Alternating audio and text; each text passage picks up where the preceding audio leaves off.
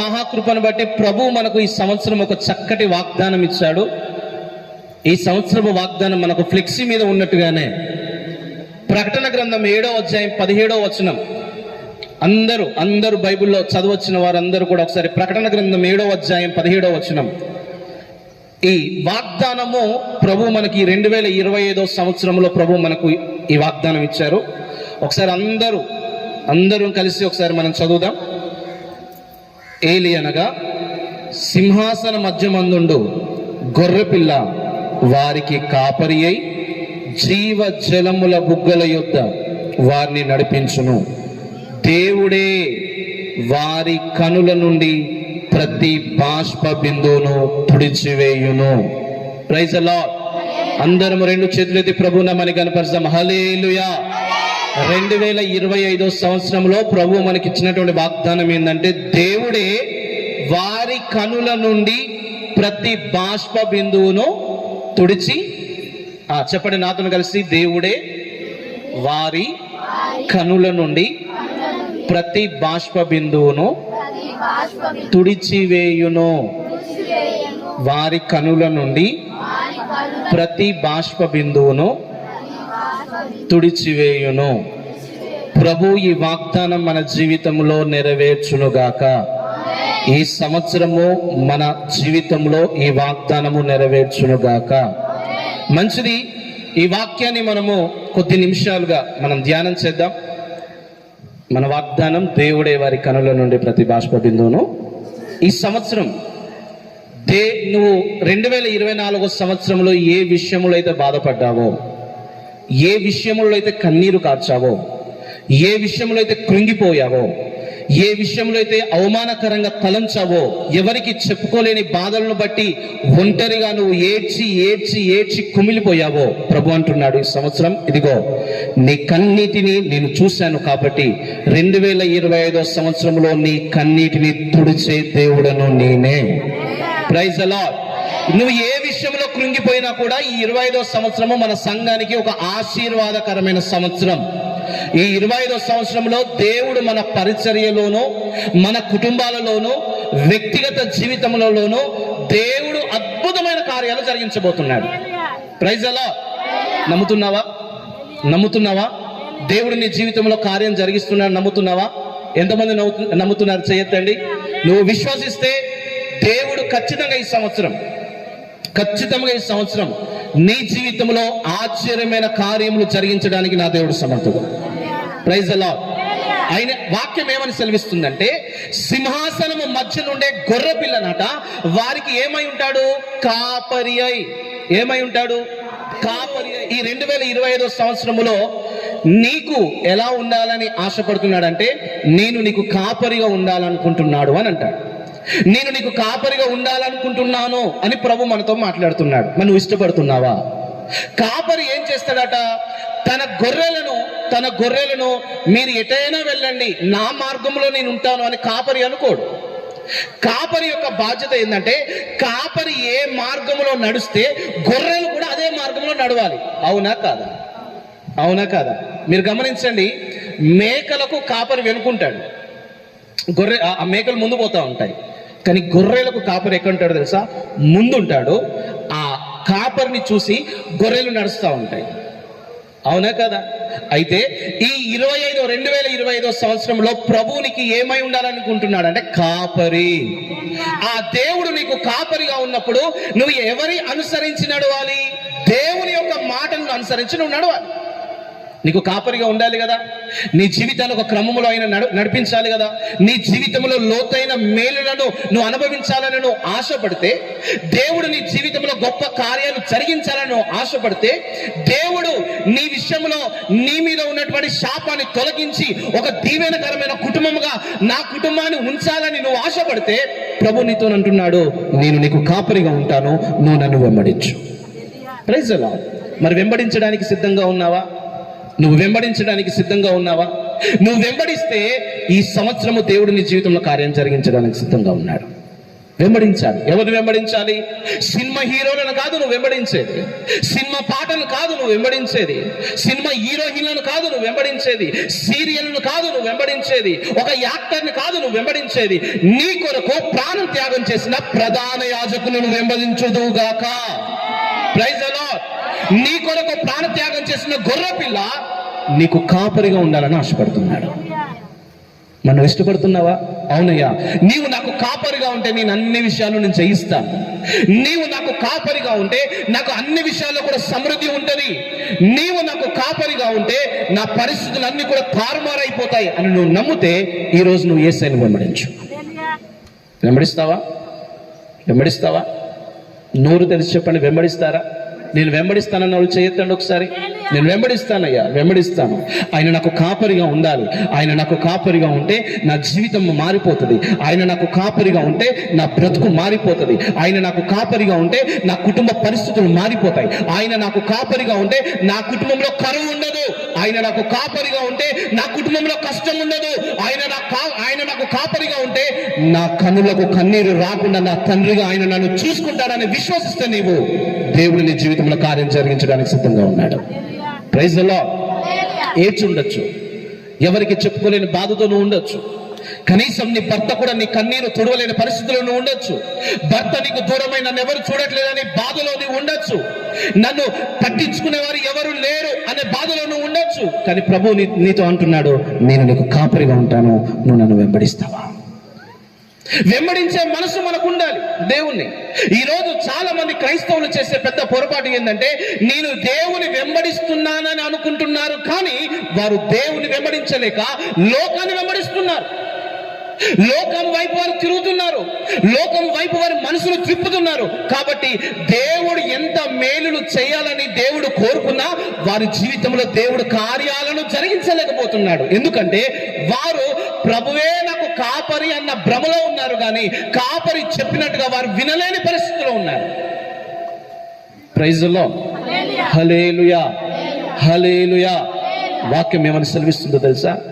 వాక్యం ఏమని సెలవిస్తుందంటే, నేను వారికి కాపరిగా. ఎలా చెప్పాలి? ఎలా? 23వ కీర్తన 1వ వచనంలో ఒక చక్కటి మాట ఉంటుంది, చదవండి. యెహోవా నా కాపరి, నాకు లేమి కలుగదు. దాని కింద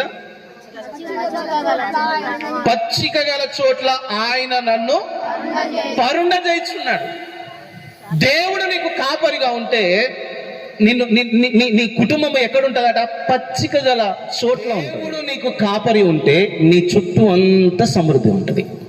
ప్రైజ్ ది లార్డ్. నా మాటలు మీకు అర్థమయ్యాయా? నా మాటలు మీకు అర్థమయ్యా? దేవుడు నీకు కాపరిగా ఉంటే, దేవుడే నిన్ను నడిపిస్తే నీ కుటుంబంలో కరువు ఉండదు, నువ్వు చేసే పనిలో నష్టం ఉండదు, నువ్వు ఎక్కడ అడుగు పెట్టినా కూడా దేవుడు ఆ పనిని ఆశీర్వదిస్తాడు. అయితే నువ్వెందుకు నష్టపోతున్నావంటే, నీ కాపరితో నువ్వు నడవకుండా నీ ఇష్టమైన మార్గంలో నువ్వు నడుస్తున్నావు. యెహోవా నా కాపరి, నాకు లేమి కలగదు అంటే, దేవుడు నీకు కాపరిగా ఉంటే నీ కుటుంబంలో కొరత ఎందుకున్నది? దేవుడు నీకు కాపరిగా ఉంటే నీ కుటుంబం మీద శాపం ఎందుకున్నది? దేవుడు నీకు కాపరిగా ఉంటే నీ కుటుంబ పరిస్థితులు ఎందుకు మారట్లేదు? దేవుడు నీకు కాపరిగా ఉంటే నీ శరీరంలో ఉన్నటువంటి రోగం ఎందుకు పోవట్లేదు? ఆయన నీ కాపరి కదా, ఆయన నీ యజమాని కదా. ప్రభు అంటున్నాడు, నేను వారికి కాపరి అయి నేను వారిని నడిపిస్తాను. ఆయన నీకు కాపరిగా ఉండాలనుకుంటున్నాడు. మరి నువ్వు ఇష్టపడుతున్నావా? యేసయ్య నాకు కాపరి ఉంటే చాలా బాగుంటుందయ్యా, యేసయ్య నా కాపరిగా ఉంటే నా పరిస్థితులు మారుతాయని నీవు నమ్మితే ప్రభు నీతో ఖచ్చితంగా ఈరోజు ఆయన ప్రధాన కాపరిగా నీతో కలిసి ఆయన ఉండునుగాక. ఆయన నీకు కాపరిగా ఉంటే నిన్ను నడిపిస్తాడు ఆయన. Praise the lord. Hallelujah, hallelujah. నువ్వు ఇష్టపడాలి, దేవుడే నాకు కాపరిగా ఉండాలని నువ్వు ఇష్టపడాలి. నువ్వు పెద్ద గొప్ప ఏం కాదు కదా, దేవుడే తన ప్రాణాన్ని విడిచిపెట్టి సిలువలో బలి అయి నీ కొరకు నా కొరకు ఆయన భూమి మీదకి వస్తే నువ్వు పెద్ద కొమ్ములు ఉన్నట్టుగా నువ్వు గొప్పగా చేస్తే ఆయన ప్రభువు నువ్వే ఆయన దగ్గర సాగిలు పడాలి, నువ్వే ఆయనను గణపరచాలి. నువ్వే నాకు కాపరిగా ఉంటున్నావంటే నా జీవితం ఎంత ధన్యత ప్రభు అని నువ్వు ఎంత ఏడ్చినా కూడా నువ్వు ఆయన రుణాన్ని నువ్వు తీర్చుకోలేవు. Praise the lord. హల్లెలూయా. కొంతమంది ప్రార్థన చేస్తారు, ప్రభువా సంవత్సరం అంతా మీరు మమ్మల్ని కాచి కాపాడారయ్యా, ఏమి ఇచ్చినా మీ రుణాన్ని మేము తీర్చుకోలేము ప్రభువా. ఏమి ఇచ్చినా కూడా నువ్వు తలుచుకుంటే ఇవ్వచ్చు. తెలుసా ఏం చేస్తా ఉన్నారు ఈ రోజుల్లో? ఏమి ఇచ్చినా కూడా మీ రుణాన్ని తీర్చుకోలేము కాబట్టి మేము ఇయ్యం.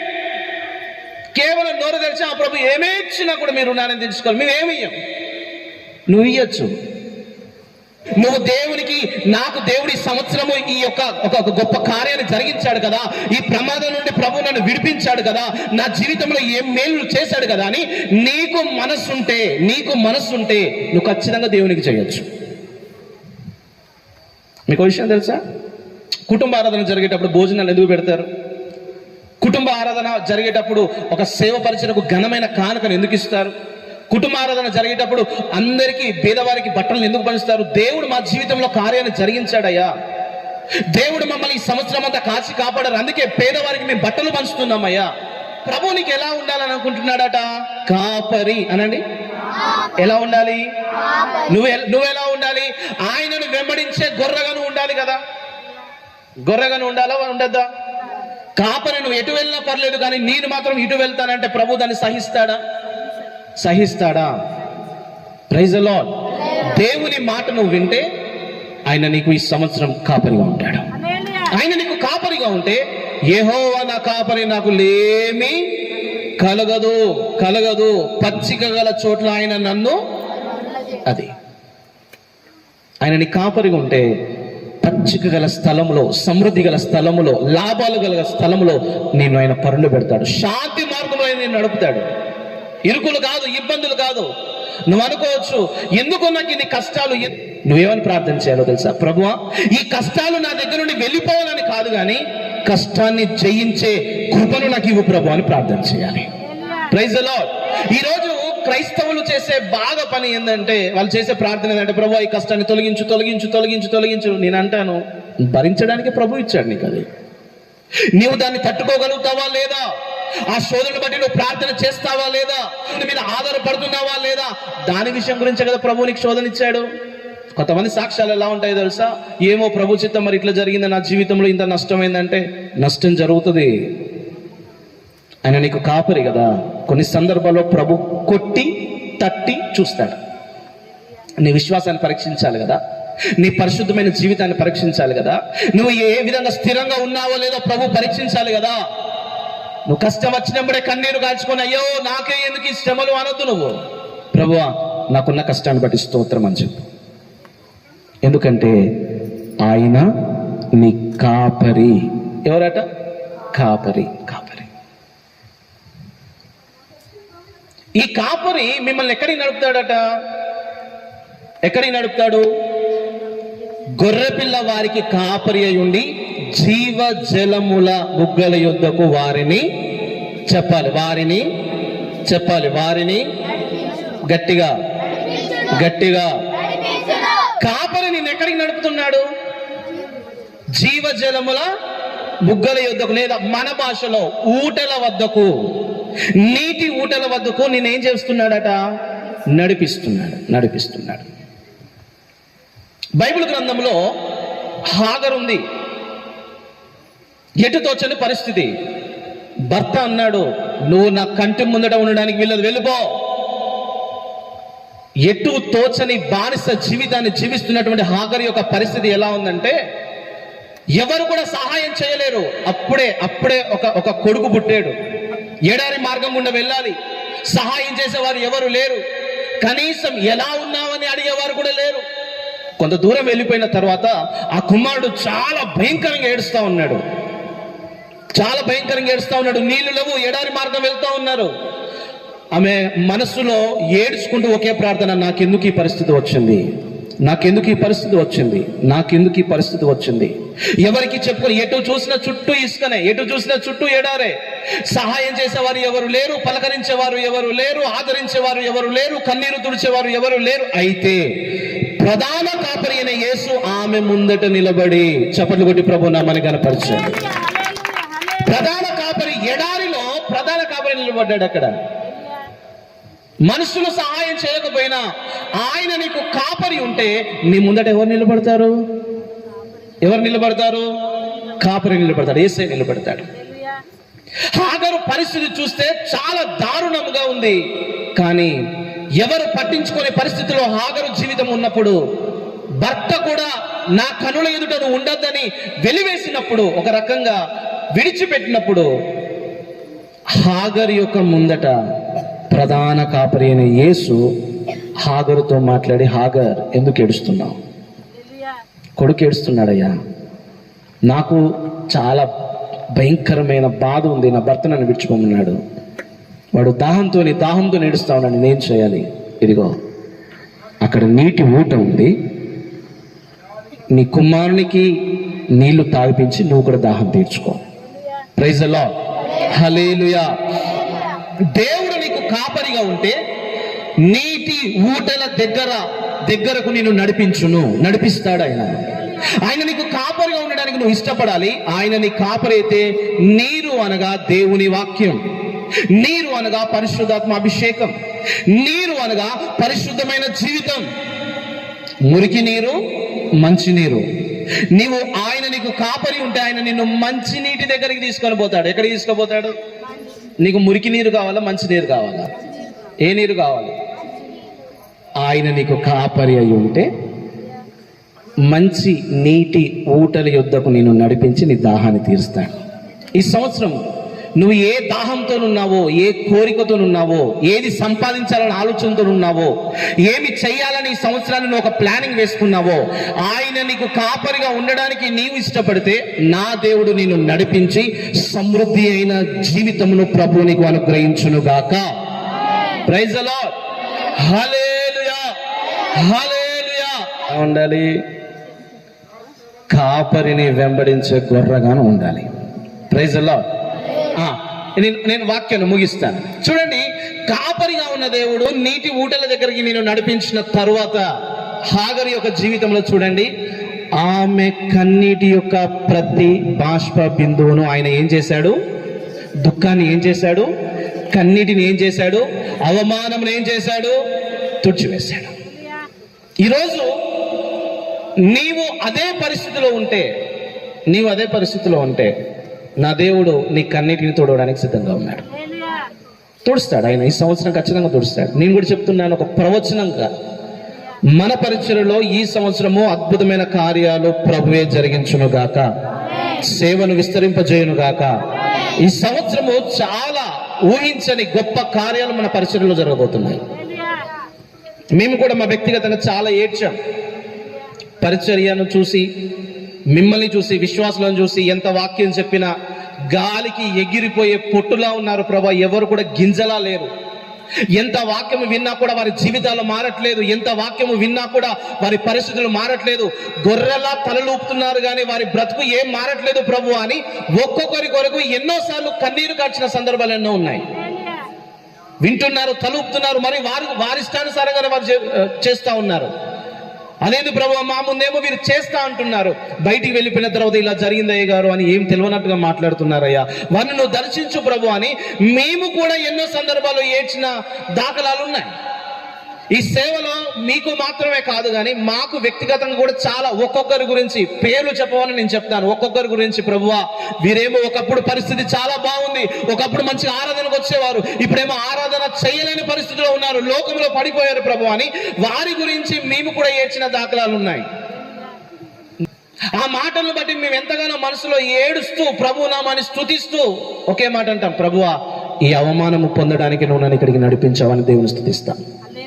ఈ అవమానం పొందడానికే మమ్మల్ని నువ్వు ఇక్కడ నడిపించావు, ఈ అవమానము మేము పొందడానికే మమ్మల్ని సేవకు పిలిచావు, ఈ నిందను మేము భరించడానికి మమ్మల్ని ఇక్కడికి పిలిచావని ప్రతి మాటను బట్టి మేము ప్రభు నామాన్ని స్తుతిస్తామే కానీ మనుషుల దగ్గర చెప్పుకొని ఏ రోజు కూడా మేము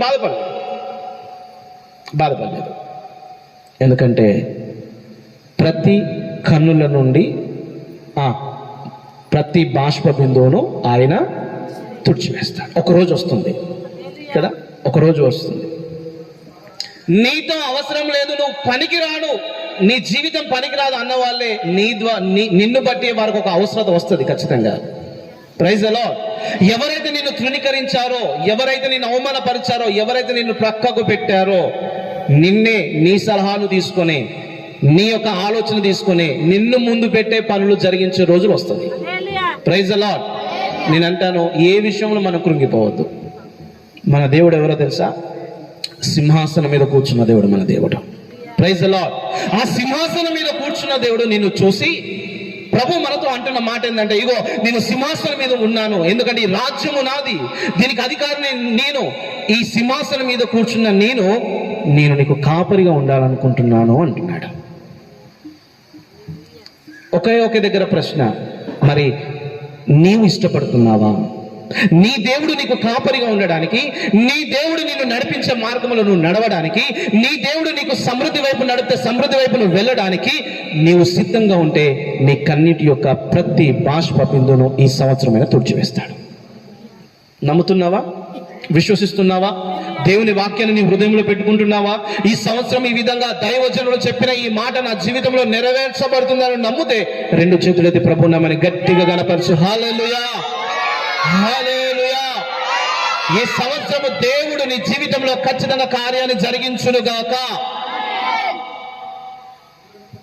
గొర్రెపిల్ల నీకు కాపరి, గొర్రెపిల్ల నీకు అధికారి అయి, గొర్రెపిల్ల నిన్ను నడిపించే నాయకుడుగా ఉండాలని ఆశపడుతున్నాడు. నీవు లోకం వైపు తిరిగితే దేవుడిచ్చే ఫలాలను నువ్వు పొందుకోలేవు. ఈరోజు క్రైస్తవులు చాలా మటుకు జరిగిన విషయం ఏంటంటే, దేవుని నమ్ముకున్నామనే పేరే కానీ దేవుడు చెప్పిన మాటలు పాటించడం చాలా కష్టమవుతుంది. ఈరోజు మన బ్రతుకులు కూడా చాలా మటుకు అలానే ఉంటాయి. విన్నట్టుగానే నటిస్తాం. దేవుని నమ్ముకున్న బిడ్డల యొక్క పరిస్థితి అలా ఉంటుంది. నువ్వు ఈ సంవత్సరము ఈ యొక్క తీర్మానాన్ని తీసుకో. ప్రభువా, ఈ సంవత్సరం నేను త్రాగను, ఈ సంవత్సరం నేను సినిమాలు చూడను, ఈ సంవత్సరము ఇగో నేను ఒక తీర్మానం. ఈ సంవత్సరం అంటే 2025 వరకే కాదు, ఈ సంవత్సరం నుండి నా జీవితంలో కొన్ని మార్పులు నేను తీసుకుంటాను. ఎందుకంటే నిన్ను బట్టి నీ కుటుంబం కట్టబడుతుంది. ప్రైజ్ ది లార్డ్, హల్లెలూయా. నిన్ను బట్టి నీ కుటుంబం. తీర్మానము తీసుకున్నది ఒకటి, జరిగేది ఒకటి. నేను అంటాను, నా దేవుడు నీకు కాపరిగా ఉంటే నువ్వు ఏ తీర్మానం అయితే తీసుకున్నావో ఆ సంవత్సరము అదే తీర్మానం వెంబడి దేవుడు నిన్ను నడిపిస్తాడు ఖచ్చితంగా. Praise the lord. ఈ సంవత్సరం ఒక తీర్మానం తీసుకో. నేను బీదవారికి ఈ సంవత్సరం నేను సహాయం చేస్తానని, దైవజనుడికి నేను ఏదో విధంగా సహాయకారిగా ఉంటానని, పరిచర్యకు ఏదో విధంగా ఉంటానని, లేని వారికి నా వంతుగా నేను కొంత సహాయాన్ని 100 రూపాయలు సంపాదిస్తే ఒక 10 రూపాయలైనా నేను తీస్తానని ఒక తీర్మానం తీసుకో. ఈ రోజు నుంచి ప్రతి శనివారం నేను ఉపవాసం ఉంటానని, ఈ రోజు నుంచి ప్రతిరోజు నేను వాక్యాన్ని నెమరు వేస్తానని, ఈ రోజు నుంచి ప్రతిరోజు నేను బైబిల్ చదువుతానని, ఈ రోజు ప్రతిరోజు రోజుకు 3 సార్లు ప్రార్థన చేస్తానని ఒక తీర్మానం తీసుకో. తీసుకున్న తర్వాత నువ్వు దాన్ని విడిచిపెట్టద్దు. ఆ తీర్మానాన్ని కొనసాగించు. పరిస్థితులు ఏది ఏమైనా నా దేవుడు నీకు కాపరిగా ఉండాలనుకుంటే, నా దేవుడు నిన్ను నడిపించే మార్గంలో నువ్వు నడిస్తే ప్రభువు నీ జీవితంలో ఖచ్చితంగా కార్యం జరిగిస్తాడు. ప్రైజ్ ది లార్డ్, హల్లెలూయా, హల్లెలూయా, హల్లెలూయా. మన దేవుడు ఎవరట? ప్రధాన కాపరి అయి ఉండి ప్రతి బాష్ప బిందువును ఆయన తుడిచివేసే దేవుడు నీ ప్రతి బాష్ప బిందువును ఈ సంవత్సరము తుడిచివేయబోతున్నాడు. నువ్వు ఇష్టపడు, నువ్వు విశ్వసించు, నమ్మకం ఉంచు. నా దేవుడు నాకు కాపరిగా ఉండాలని నువ్వు విశ్వసించు. నీ కుటుంబ పరిస్థితులు ఈ సంవత్సరం మారబోతున్నాయి. నీ పక్కవారిని చూసి నువ్వు నా కుటుంబం ఎందుకు ఇలా అవుతుంది అని నువ్వు అనుకోకు. నీ కుటుంబానికి కాపరి నజరేయుడైన యేసయ్య. Praise the lord. ఆ యేసయ్య నీ కుటుంబానికి కాపరిగా ఉంటే నీ కుటుంబ పరిస్థితులన్నీ కూడా ఆయన మార్చబోతున్నాడు ఈ సంవత్సరం. నమ్ముతున్నారా? మంచి. దేవుడు నాకు కాపరిగా ఉండాలని విశ్వసిస్తే ఒక్కసారి అందరం లేచి నిలబడదాం. ఒకసారి వ్యక్తిగతంగా మీరు ప్రార్థన చేసుకోండి. అవునయ్యా, దైవజనుని ద్వారా మీరు మాట్లాడారు. నీవు నాకు కాపరిగా ఉండాలి, నీటి ఊటల వైపు నువ్వు నన్ను నడిపించాలి, సమృద్ధి వైపు నడిపించాలి. అంత మాత్రమే కాదు, వారి కన్నుల నుండి ప్రతి బాష్ప బిందువును నేను తుడిచివేస్తానని నువ్వు సెలవిచ్చావు. అందరం కూడా కన్నులు మూసుకొని వ్యక్తిగతంగా ప్రార్థన చేసుకోండి. ఈ సంవత్సరం ఒక నూతనమైన తీర్మానం, నూతనమైన తీర్మానం తీసుకొని, అయ్యా నా జీవితంలో నేను ఎన్నో అవరోధాలు ఎదుర్కొన్నటువంటి పరిస్థితుల్లో నేను ఉండొచ్చు అయ్యా, ఈ రోజు నుంచి నాకు కాపరిగా ఉండు. ప్రతి ఒక్కరం కూడా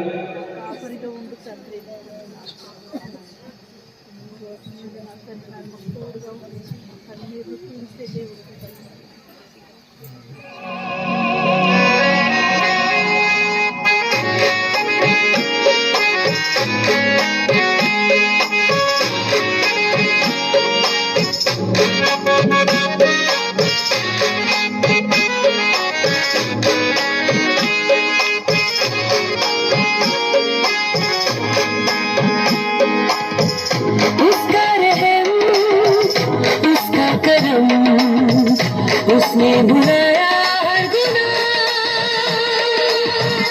अब मैं नया हूँ, आजाद हूँ, करता हूँ उसका शुक्रिया। उसका रहम, उसका करम, उसने भुलाया हर गुनाह, अब मैं नया हूँ, आजाद हूँ, करता हूँ उसका शुक्रिया। Jesus Christ, Jesus Christ, my Lord. Jesus Christ, my Lord. Jesus Christ, my Lord. Jesus Christ, my Lord. Jesus Christ.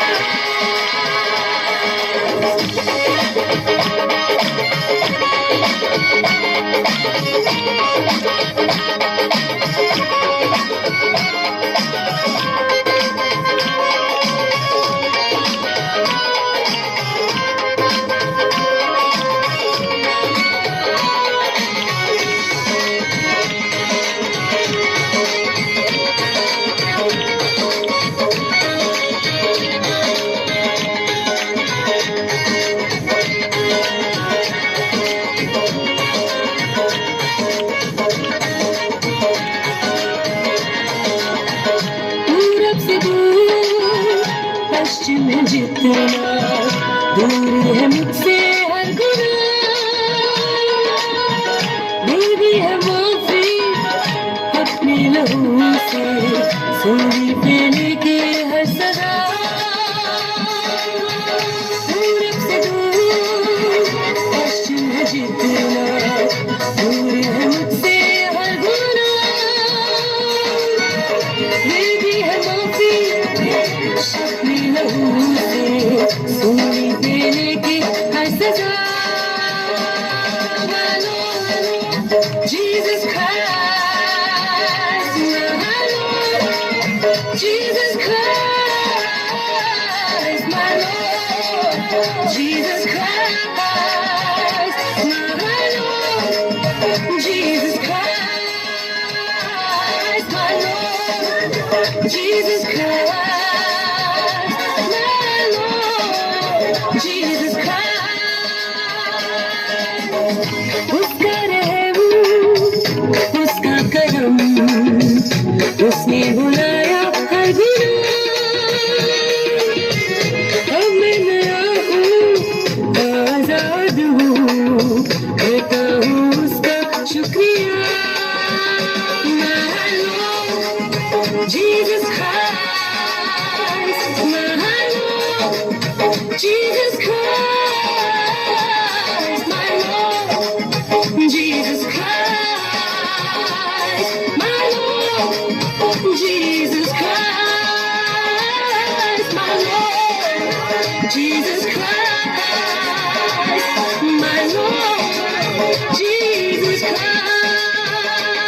Hallelujah, hallelujah, hallelujah, hallelujah, hallelujah, hallelujah, amen.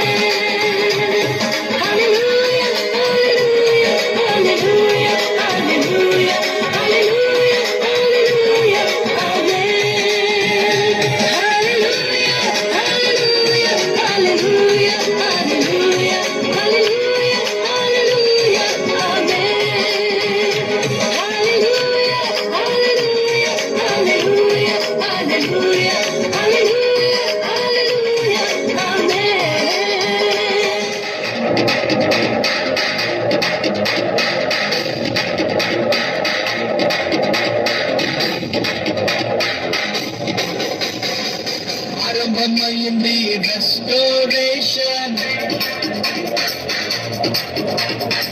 నా జీవితంలో నా న్యూ సెన్సేషన్ ఆరంభమైంది రెస్టోరేషన్. నా జీవితంలో నా న్యూ సెన్సేషన్. నేను పోగొట్టుకున్నవన్నీ నా మేలు కోసం నా ప్రభువు సమకూర్చి దీవించులే. నువ్వు సాధించలేని ఎన్నో ఘనమైన పనులు ఇక ముందు నా చేత చేయించులే. పట్టి మందిర మహిమను మించే రెస్టరేషన్ నడవరి మందిర ఉన్నత మహిమే రెస్టరేషన్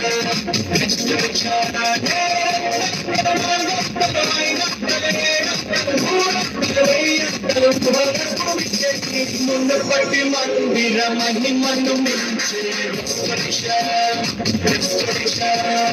నడవరి మందిర ఉన్నత మహిమే రెస్టరేషన్